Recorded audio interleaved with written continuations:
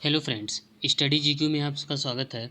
आज हम करेंगे सीटेट 2018 के इंग्लिश पेडागोजी के क्वेश्चंस। तो चलिए शुरू करते हैं। पहला क्वेश्चन है, when a teacher uses realia to teach vocabulary and grammar, she is using real objects, actions and real life situations, using computer technology, teaching through true stories, using role play as a learning device. पहले आप रियलिया means मतलब समझ लीजिए क्या होता है। मतलब कि जो हम लोग एवरीडे लाइफ में अपना हम यूज करते हैं उसे बोलते हैं, ठीक है, रियलिया। ठीक है, जो एवरीडे लाइफ में हम लोग यूज करते हैं, टीचिंग एड्स वगैरह, ठीक है, तो उसे बोलते हैं हम लोग रियलिया। ठीक है, to use objects and material from everyday life used as teaching aids. तो अब आप देख सकते हैं कि जो एवरीडे लाइफ में यूज कर सकते हैं, तो इसके लिए ऑप्शन एक ही बचा आपके पास, ऑप्शन ए। ठीक है, तो आंसर सही हो जाएगा option A. Next, a poem whose first letters of each line spell out a word is called. ठीक है, अब देखिए जो पहला वर्ड जो होता है, ठीक है, जो पहला वर्ड होता है वो उसमें क्या क्या रहता है पहले वर्ड से। जैसे आप इसे समझने के लिए आप ऐसे समझ सकते हैं, जैसे मान लीजिए कि कोई वर्ड बोला गया हाउस, ठीक है, कोई वर्ड बोला गया हाउस, तो अब हाउस का पूरा एच का मतलब हो जाएगा होम। ठीक है, एच का मतलब होम, ओ का मतलब हो जाएगा ओपन एंड इनवाइटिंग। ठीक है, और यू का मतलब यूनिवर्सल, एस का मतलब सेफ एंड वार्म।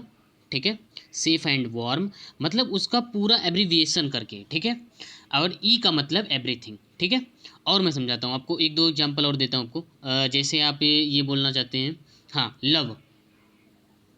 ठीक है, तो इसमें पूरा इसका एब्रीविएशन रहेगा। ठीक है, एल मतलब लाफ्टर, लाफ्टर ऑप्टिमिज्म, ये आप जैसे भी बना सकते हैं। ठीक है, लाफ्टर ऑप्टिमिज्म, वैल्यू, लेकिन इसका मतलब होना चाहिए, ध्यान रखिएगा आप, रेलिवेंट। ठीक है, ई मतलब इटर्निटी। ठीक है, तो ऐसे जिसका पूरा मतलब हो उसे बोलते हैं हम क्या, उसे बोलते हैं एक्रोस्टिक। क्या बोलते हैं, एक्रोस्टिक।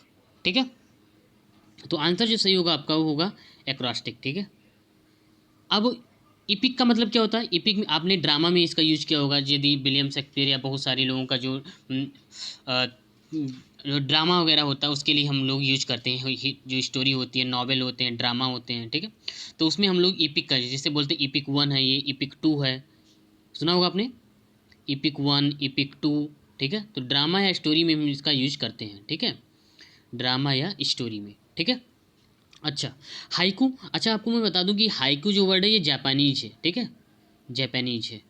ठीक है, तो ये एक्चुअली होता क्या है कि जिन हाइकू को अपन बोलते हैं जैसे शॉर्ट स्टोरी। ठीक है, शॉर्ट फॉर्म में जो पोएट्री होता है, स्टोरी नहीं पोएट्री। ठीक है, type of short form story, poetry, sorry, short form poetry. ठीक है, तो ये जापान, यदि हाइकू जो वर्ड है ये जापानीज भी है। ठीक है, तो आप ध्यान रखिएगा, इसमें बहुत ज़्यादा क्या नाम है, बड़ा मतलब वो नहीं होता है। ठीक है, बहुत ही छोटी लाइन के होते हैं, 2-3 लाइन के, आप समझ सकते हैं, सिर्फ 3 लाइन के। ठीक है, 3 लाइन के इसमें होते हैं सिर्फ। तो और आपको एक चीज़ और बता दूं कि जो हाइकू का जो ग्रेटेस्ट पोएट माने जाते हैं, ये भी पूछ सकता है एग्जाम में से ग्रेटेस्ट पोएट कौन है, तो मैं बताता हूँ, मात्सुओ, MATSUO, मात्सुओ बासो। ठीक है, ये ध्यान रखिए, जापानीज है। ठीक है, तो ये भी ध्यान रखिएगा। एलिट्रेटिव, एलिट्रेटिव कुछ नहीं, बस एलिट्रेशन ही है। ठीक है, जिसमें आपने ये सुना होगा कि जैसे same same beginning consonant sound. ठीक है, इन अ लाइन, क्या मतलब होता है, same beginning, same beginning, same beginning consonant sound, consonant sound in a line. ठीक है, इन अ लाइन, लाइन के थ्रू में। ठीक है, तो एलिट्रेशन उसे बोलते हैं। ठीक है, मैं आपको एग्जांपल देता हूँ। ठीक है, जैसे एलिट्रेशन मतलब जो पहला जो साउंड होता है वो रिपीट होता रहे। जैसे मैं लिखता हूँ, she sells, C sells, C shells on the sea shore, on the sea शोर, तो आप देख सकते हैं यहाँ पर भी यस, यहाँ पर भी यस, यहाँ पर भी यस, यहाँ पर भी, ये रिपीटिशन उसका हो रहा है। ठीक है, तो इसे हम बोल सकते हैं। एक एग्जांपल और देता हूँ, जैसे है आपका सीप शुड, सीप should sleep in a, in a said. ठीक है, तो आप ये देख सकते हैं कि एस का रिपीटिशन यहाँ पर भी फिर हो रहा है। ठीक है, तो इसे बोलते हैं अपन क्या, एलिट्रेशन। ठीक है। और इसे यदि यहाँ पे लेकिन एलिट्रेटिव है, तो एलिट्रेटिव ये क्या है, एडजेक्टिव है। ये भी ध्यान रखिए, एग्जाम में ये भी पूछ लेते हैं कि क्या है, ये नाउन है, एडजेक्टिव है, क्या है, ठीक है। तो ये एलिट्रेटिव यहाँ पे एडजेक्टिव, तो सही आंसर जो इसका होगा वो होगा एक्रोस्टिक। ये आप ध्यान रखिएगा। मैं चारों ऑप्शन जल्दी जल्दी क्या नाम है एक्सप्लेन करने की कोशिश में कर रहा हूँ, ठीक है। चलिए, students are not organisms, which one of the following method sees them as a whole person, ठीक है। तो इसमें से स्टूडेंट्स कह रहा है कि ऑर्गेनिजम्स नहीं होते हैं, इसमें से ऐसा कौन सा ऑप्शन है जो एक होल पर्सन को डिनोट करता है, ठीक है। तो होल पर्सन को डिनोट करने के लिए क्या होगा, एसएलटी होता है second language teaching, situation language teaching या सेकेंड लैंग्वेज टीचिंग ग्राम भी बोलते हैं, ठीक है। सिचुएशनल लैंग्वेज टीचिंग बोला जाता है। साइलेंट भी, सीएलएल क्या क्या मतलब होता है, कम्युनिटी लैंग्वेज लर्निंग, लिख दे रहा हूँ मैं, इसका मतलब होता है कम्युनिटी लैंग्वेज लर्निंग, ठीक है। और सीएलटी का क्या मतलब होता है, सीएलटी का मतलब होता है कम्युनिकेटिव लैंग्वेज टीचिंग, ठीक है। तो ये भी आप ध्यान रखिए। अब मैं चारों ऑप्शन आपको मैंने बता दिया। तो किसमें ऐसा होता है जिसमें होल पर्सन डिनोट किया जाता है, तो वो होता है आपका CLL, ठीक है, कम्युनिटी लैंग्वेज लर्निंग, ठीक है। टीचिंग की बात नहीं कर रहा हूँ मैं, लर्निंग की बात कर रहा हूँ, ठीक है। इसमें ये होता है कि स्टूडेंट्स को एज अ होल पर्सन माना जाता है, ध्यान रखिएगा, students as a whole person who determined of the person and learner as a collaborator, ठीक है। जो लर्नर जो होता है वो कोलोबरेटर मतलब सहयोगी के तरीके काम करता है, ठीक है। तो ये अभी आप ध्यान रखिएगा। CLT का क्या मतलब होता है, कम्युनिटिव लैंग्वेज टीचिंग का क्या मतलब होता है, इसमें एक ऐसी टीचिंग की जाती है कम्युनिकेटिव जिसमें टारगेट होती है, ठीक है। टारगेट लैंग्वेज को जो हम लोग यूज करते हैं, जैसे आप हिंदी बोल रहे हैं तो हिंदी बोल रहे हैं, इंग्लिश बोल रहे हैं तो मतलब इंग्लिश बोल रहे हैं, ठीक है। तो इसमें टारगेट लैंग्वेज पे फोकस करते हैं लोग, ठीक है। जो टीचर जो होते हैं वो जो टीचिंग की जाती है वो टारगेट लैंग्वेज पे फोकस की जाती है, ठीक है। नेक्स्ट, SLT क्या होता है, सिचुएशन लैंग्वेज टीचिंग, ठीक है। देखिए, सिचुएशन लैंग्वेज टीचिंग में क्या होता है, जैसे देखिए जो सिचुएशन लैंग्वेज टीचिंग होता है इसमें आपको वकैब पे थोड़ा सा ध्यान देना पड़ता है, ग्रामर और वकैब पे, ठीक है। ग्रामर और वकैब पे ध्यान देना पड़ता है, ठीक है, वकैब पे। तो अब ये मतलब हुआ कि जैसे मान लीजिए इसमें प्रोनाउंसिएशन भी देखा जाता है, ओरल जो आप बोलते हो या सुनते हो, ठीक है, तो उस पर फोकस किया जाता है, ठीक है। जैसे आप प्रोनाउंसिएशन बोल रहे हो, ठीक है, PRONUNCIATION, प्रोनाउंसिएशन आपको बोलना आना चाहिए, प्रोनाउंसिएशन, ठीक है। अच्छा, तो मैंने बता दिया इसका आंसर, जो एज अ होल पर्सन जो बोला जाता है, students as a whole person, तो होता है CLL। तो सही आंसर इसका क्या होगा, CLL होगा, ठीक है। अच्छा, और क्या बचा इसमें, हाँ एक चीज़ और बताता हूँ आपको, ठीक है, ये आप नोट कर लीजिएगा जरूर, बहुत इंपॉर्टेंट है। यदि ये पूछ ली कि सिचुएशन लैंग्वेज टीचिंग ये किसने डेवलप किया, तो पामर ने, PALMER, वैसे HE पामर भी कहीं कहीं भी लिखा रहता है, आप देख लीजिएगा पूरा नाम, ठीक है, पामर होता है। और हॉर्नबी का भी नाम रहता है, ठीक है, मेनली पामर आप ध्यान रखिएगा, या हॉर्नबी भी है, ठीक है। चलिए next, writing is the dash representation of speech sounds, ठीक है। तो ग्राफिकल, फोनेटिक, सिस्टमेटिक, अल्फ़ाबेटिकल। तो क्या होता है, आप देखिए राइटिंग के लिए आपको जो आपने राइटिंग की हुई है, ठीक है, तो उसका रिप्रेजेंटेशन जो स्पीच साउंड में वो कैसे रहता है, ग्राफिकल रहेगा, फोनेटिक्स रहेगा, या सिस्टमेटिक रहेगा, या अल्फ़ाबेटिकल रहेगा, क्या रहेगा, इसमें आपका सिस्टमेटिक रहेगा। ग्राफिकल कैसे हो सकता है, ग्राफिकल नहीं होगा। फोनेटिक मतलब होता है जो आवाज़ आती है, ठीक है। अल्फ़ाबेटिकल तो कोई चांस ही नहीं है, ठीक है। तो ये सिस्टमेटिक होता है। वैसे फोनेटिक से मुझे एक चीज़ याद आया, ठीक है, मैं आपको बताता हूँ, बहुत इंपॉर्टेंट चीज़ें हैं, जितनी भी चीज़ें मैं बोल रहा हूँ ये बहुत इंपॉर्टेंट है, कहीं ना कहीं ये पूछी गई, आप ध्यान रखिएगा, ठीक है। चलिए, तो फोनेटिक मतलब होता है जो साउंड जैसा स्ट्रक्चर, जो साउंड आता है। अब मैं आपको बताऊँ, वॉवेल और कॉन्सोनेंट, ठीक है। अब देखो, ये तो सभी लोगों को पता होगा कि नंबर ऑफ वॉवेल्स 5 होते हैं और कॉन्सोनेंट होते हैं 21, लेकिन साउंड्स मैं पूछ रहा हूँ, मैं बात किसकी कर रहा हूँ, साउंड्स की। तो जब मैं साउंड्स की बात कर रहा हूँ तो आप ये ध्यान रखिए कि वॉवेल्स में कितने साउंड होते हैं, 4 तरीके के साउंड होते हैं, तो 5 4 जा 20। और कॉन्सोनेंट में कितने साउंड होते हैं, कॉन्सोनेंट में जो साउंड होते हैं वो होते हैं 24, ठीक है। तो वॉवेल में होते हैं, मैं मिटा दे रहा हूँ, फिर से लिख दे रहा हूँ, देखिए। तो जो वॉवेल में जो साउंड होते हैं, ठीक है, मैं साउंड की बात कर रहा हूँ, ध्यान रखिएगा आप लोग, जो वॉवेल में साउंड होते हैं वो होते हैं 20, और जो कॉन्सोनेंट में जो साउंड होते हैं, ठीक है, जो साउंड होते हैं वो होते हैं 24। तो इट मीन्स कि जो टोटल नंबर ऑफ साउंड जो होते हैं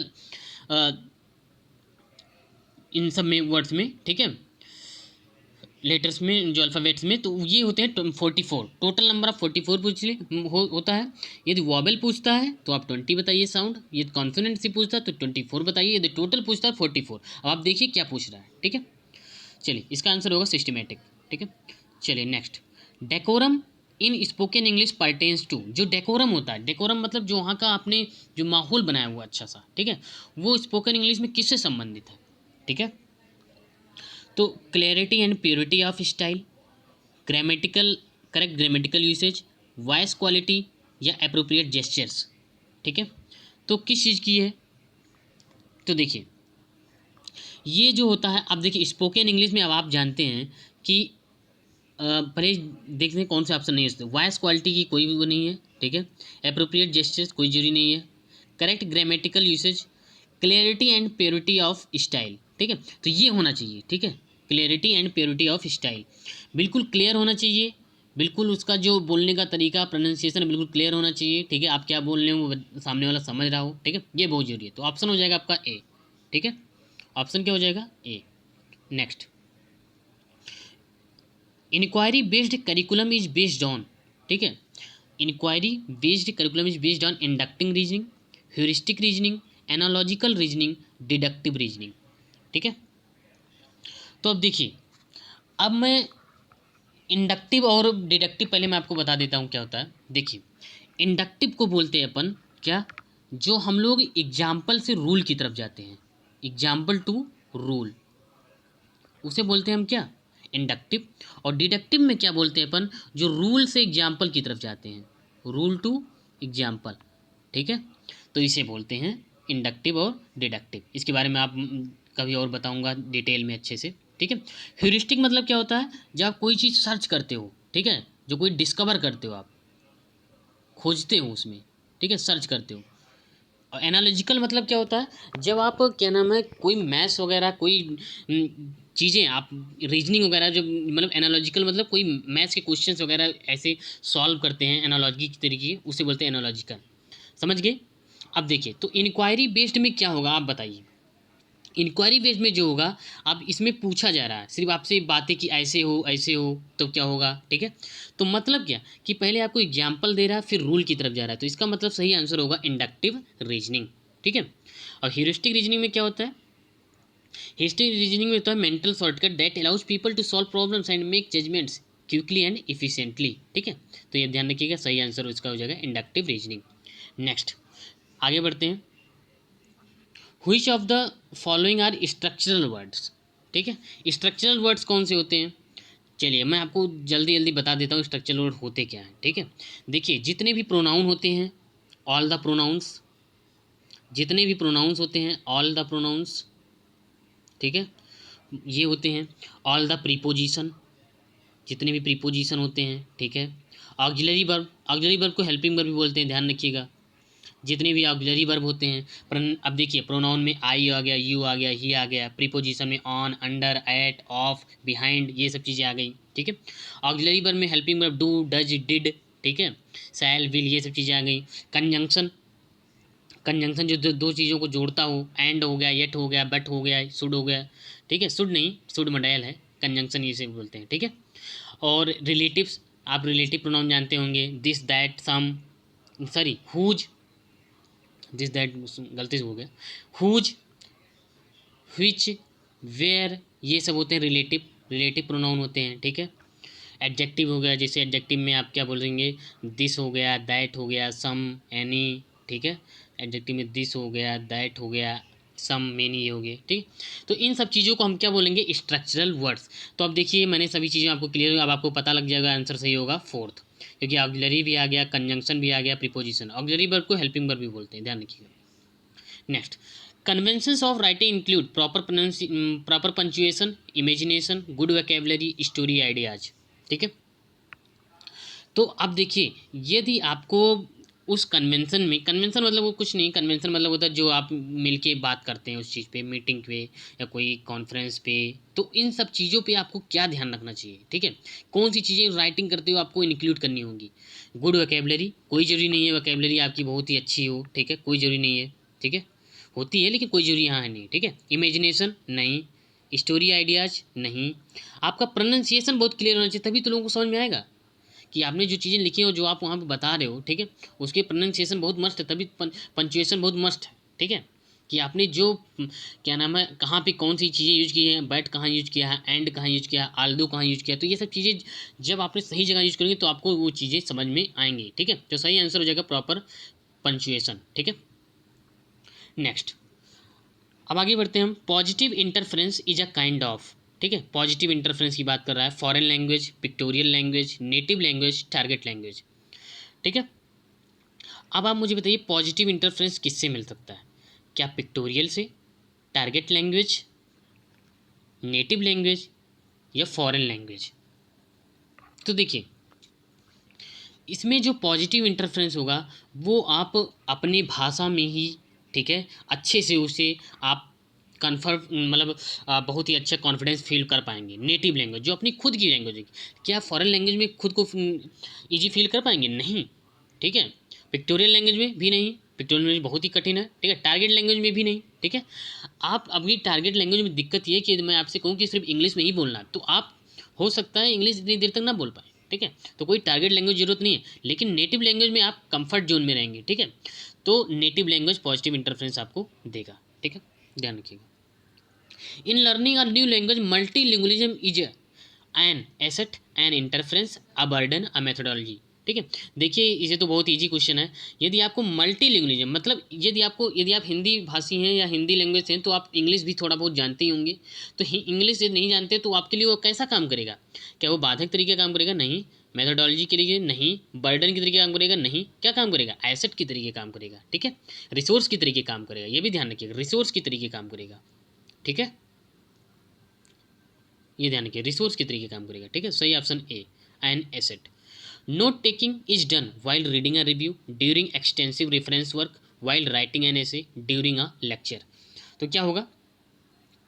देखिए जब भी आप नोट करते हैं तो कब नोट करेंगे? वाइल रीडिंग अ रिव्यू, जब रिव्यू करते हो आप पढ़ रहे हो तब रिव्यू करेंगे? नहीं। During extensive reference work? नहीं। जब आप एस्से लिख रहे हो? नहीं। जब आप ड्यूरिंग अ लेक्चर के दौरान आप क्या नाम है नोट टेकिंग करेंगे कि इसमें क्या इंपॉर्टेंट चीज़ें थी क्या नहीं थी, इन सब चीज़ों पे हम लोग बात करेंगे। Next, the method of teaching foreign language without using the people's first language is, क्या होगा? Classical method, grammar translation method, old method, direct method. अब देखिए इसमें कह रहा है कि जो टीचर है, ठीक है, फॉरेन लैंग्वेज के बिना यूज किए वो फर्स्ट पीपल्स को फर्स्ट लैंग्वेज की सलाह दे रहा है, पीपल्स को फर्स्ट लैंग्वेज की, ठीक है, अपनी शिष्य को कैसी फर्स्ट लैंग्वेज की। तो क्या फर्स्ट लैंग्वेज जो क्लासिकल हो सकते हैं? नहीं। Grammar translation method? नहीं। Old method? नहीं। वो उसका डायरेक्ट है क्योंकि उसे नेटिव है, ठीक है, नेटिव लैंग्वेज उसकी, वो उस पर कंफर्ट फील कर रहा है, ठीक है। तो यहाँ पे डायरेक्ट मेथड ही फर्स्ट लैंग्वेज इसके होगा, ठीक है, ध्यान रखिएगा। Next, two words have identical sound and spelling but not related in meaning, it is known as. देखिए पहली बात ये समझ लीजिए, ये जो होमोनिम्स आप जानते क्या होता है? होमोनिम्स ये होता है तो जिसमें दो वर्ड्स आइडेंटिकल हों, ठीक है, साउंड स्पेलिंग उसकी लगभग एक जैसी हो, ठीक है, थोड़ा सा फर्क तो होता ही है, ठीक है, but not related in meaning, लेकिन मीनिंग रिलेटेड नहीं। जैसे मैं लिख रहा हूँ, देखिएगा आप, फेयर, FARE फेयर, और एक तरफ मैं लिख रहा हूँ फेयर। अब दोनों में अंतर क्या है? इसका मतलब होता है जो हम लोग चार्ज देते हैं, ठीक है, टैक्सी वगैरह में जो हम लोग वाहन चार्ज देते हैं उसे बोलते हैं फेयर। लेकिन इस फेयर का मतलब क्या होता है? अच्छा, बोलने में दोनों सेम ही लग रहे हैं लेकिन मतलब दोनों के अलग अलग है, मीनिंग दोनों से कोरिलेटेड नहीं है, ठीक है। तो आंसर जो आपका होगा वो होगा होमोनिम्स, ठीक है। अब जैसे देखिए मैं लिख रहा हूँ राइट, WRIT, और एक जगह लिख रहा हूँ RIGHT, बोलने में तो सेम ही है लेकिन मीनिंग अलग है। राइट मतलब लिखना, रेड, और राइट मतलब होता सही, ठीक है। तो ये आप ध्यान रखिएगा, ठीक है। अब देखिए पेन, जैसे पेन है तो पेन का मतलब होता है जो शेल्टर में रहते हैं, क्या नाम है, जानवर, जैसे सुअर वगैरह हो गया, ठीक है। और एक पेन मतलब होता है पेन जो हम लोग लिखते हैं, तो दोनों में अंतर अलग अलग है, ठीक है, अंतर है। तो ये हो जाएगा होमोनिम्स, ठीक है। सही आंसर इसका होगा होमोनिम्स। और मैं सबको जल्दी जल्दी बता दे रहा हूँ, होमोग्राफ क्या होता है? देखिए होमोग्राफ ये होता है कि जैसे multiple meaning of words and spelled the same, ठीक है, बट हैव डिफरेंट मीनिंग। जैसे देखिए दोनों में मैंने एक लिखा, ये मैं होमोग्राफ बता रहा हूँ आपको, सा और सा, अब देखिए इसका मतलब तो आरी होता है, आप जानते हो, और सा मतलब देखा, ठीक है, तो अंतर है कि नहीं है। अब देखिए सेम ही लिखूंगा लेकिन मैं मीनिंग उसके अलग अलग होते हैं, उसे बोलते हैं हम क्या, बैट, मतलब होमोग्राफ, ठीक है, बैट और एक बैट। तो एक का बैट का मतलब होता है चमगादड़ और दूसरे बैट का मतलब होता है जो बैट हम लोग खेलते हैं, ठीक है, बैट लेकर, ठीक है, तो ये अंतर होता है इसमें, ठीक है। पॉलीसेमी क्या होता है, पॉलीसेमी, पॉली मतलब क्या होता है, मेनी, पॉली मतलब होता है मीनी और सेमी मतलब होता है मीनिंग, ठीक है, सेमी मतलब क्या होता है, मीनिंग, तो मतलब जिसकी क्या नाम है बहुत सारी मीनिंग हो, ठीक है, एक ही चीज़ की बहुत सारी मीनिंग हो। जैसे देखिए मैं बोल रहा हूँ I am feeling blue today, blue मतलब क्या, बहुत ही निराश होना है, यहाँ ब्लू का मतलब ये है, ठीक है। और यह बोला हूँ his new car light is blue, तो यहाँ पे उसकी जो नई कार है उसका जो लाइट है वो कलर कौन सा कलर है, ब्लू कलर है, ठीक है। एक एग्जाम्पल और, she is still in school, वह अभी स्कूल में ही है, we could see a school of salmon, देखिए स्कूल ऑफ सैलमन, सैलमन एक तरीके की मछली होती है, तो यहाँ पे जो फिश की ग्रुप होती है उसे हम क्या बोलते हैं, स्कूल बोलते हैं, ठीक है, जो फिश का जो ग्रुप होता है उसे हम स्कूल बोलते हैं, ठीक है। तो ये भी आप ध्यान, दोनों में फ़र्क है, ठीक है, ध्यान से आप सुनिएगा सभी आपको चीज़ें समझ में आएंगी, ठीक है। होमोफोन, होमोफोन मतलब सेम प्रोनाउंसिएशन, होमो मतलब सेम, ठीक है, सेम प्रोनाउंसिएशन लेकिन मीनिंग डिफरेंट हो। जैसे देखिए आई, EYE, ठीक है, तो आई और एक होता है आई, तो आई मतलब ये होता है आँख और आई मतलब होता है मैं, ठीक है। और जैसे एक चीज़ बताता हूँ, न्यू, KNEW, न्यू, और एक होता है न्यू, न्यू मतलब जाना और न्यू मतलब ये नया, तो दोनों अलग अलग चीज़ें हैं, ठीक है, तो ध्यान रखिएगा। तो सही आंसर इसका जो हो जाएगा वो होमोनिम्स हो जाएगा, ठीक है। चलिए आगे बढ़ते हैं। Language of word is not necessary for conceptual thinking, associative thinking, perceptual thinking और इमेजिनेटिव थिंकिंग। तो क्या होगा, अब देखिए जो वर्ड की जो लैंग्वेज उसके लिए क्या नेसेसरी नहीं है, देखिए कॉन्सेप्चुअल तो बिल्कुल नेसेसरी है, एसोसिएटिव भी नेसेसरी है, परसेप्चुअल थिंकिंग भी नेसेसरी है, इमेजिनेटिव थिंकिंग कोई नेसेसरी नहीं है, ठीक है। सही आंसर होगा फोर्थ।